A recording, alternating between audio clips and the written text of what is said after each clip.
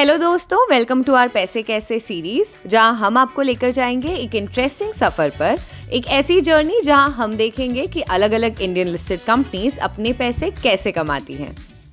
दिखने में तो ये एक आम डिलीवरी बॉक्स है, लेकिन ऐसे ही करोड़ों बॉक्सेस से मिलकर 72,236 मिलियन का रेवेन्यू सर्विसेज से जनरेट हुआ है।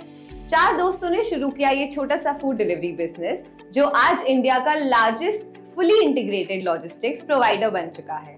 हम बात कर रहे हैं डिलीवरी। पैसे कैसे सीरीज के आज के वीडियो में हम देखेंगे कि एक सीमिंगली सिंपल डिलीवरी कंपनी करोड़ों रुपए कैसे कमाती है। तो आइए शुरू करते हैं। डिलीवरी का बेसिक बिजनेस है चीजें डिलीवर करना। अब वो आपका खाना हो सकता है, या नई वॉशिंग मशीन, या किसी बिजनेस के रॉ मटेरियल्स। कई बड़े ई कॉमर्स बिजनेसेस भी डिलीवरी को ही यूज करते हैं आपके और मेरे जैसे कस्टमर्स तक अपने प्रोडक्ट्स पहुंचाने के लिए। डिलीवरी 5 सेगमेंट से पैसे कमाता है: express parcels, part truck load, supply chain services and warehousing, और लास्ट में cross border express and freight services. बात करते हैं एक्सप्रेस पार्सल की। इस सेगमेंट में आपके ई कॉमर्स शिपमेंट्स या स्पीड पोस्ट जैसे the ones you receive from Amazon and Myntra cover होते हैं, जिनका वेट 40 किलो से कम होता है और इनका टैग 3 डेज के अंदर होता है। इस सेगमेंट का share in overall revenue is up from 60.90% to 63%. Revenue from the express parcel segment increased from 41,910 million in FY22 to 45,522 million in FY23. That is 8.6%. The shipment volumes also increased by 13.90% to 663.4 million parcels. Next is part truckload.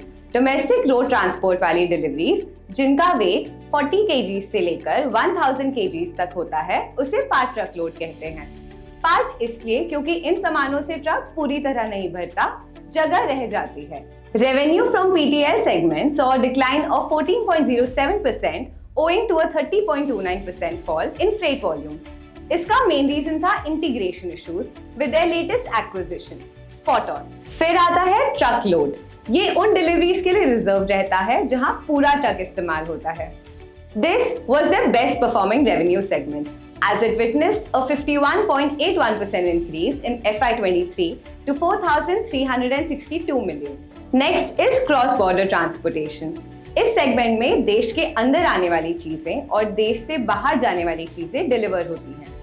इसे company flight या सी से deliver कर सकती है। This segment contributed to 4.09% of the company's total revenue. However, revenue from the segment was down by 7.07% to 2,957.68 million. Last में आता है supply chain management. इस segment में warehousing, packaging और labeling जैसी services आती हैं। Revenue from supply chain management and integrated services was up by 41.88%. बात करें स्टॉक मार्केट परफॉर्मेंस की, तो एक लूप वॉर्म लॉन्च के बाद स्टॉक में भारी गिरावट नजर आई है। मई 2022 से लेकर अब तक द स्टॉक इज डाउन 24%, लेकिन 2023 स्टॉक के लिए एक अच्छा साल रहा है, as its stock price is up by 23% on a YTD basis. But still there is some hope. India का logistics sector is expected to grow 6 to 7% year on year to $531 billion by 2026. And the good news is that delivery is dominating this growing sector, which means it won't be too long before it delivers good news to investors too. तो ये था आज का हमारा video. आप next किस company का business model देखना चाहते हैं, हमें कमेंट करके जरूर बताइए। See you soon with another interesting episode of पैसे कैसे. And don't forget to like, share and subscribe to our channel.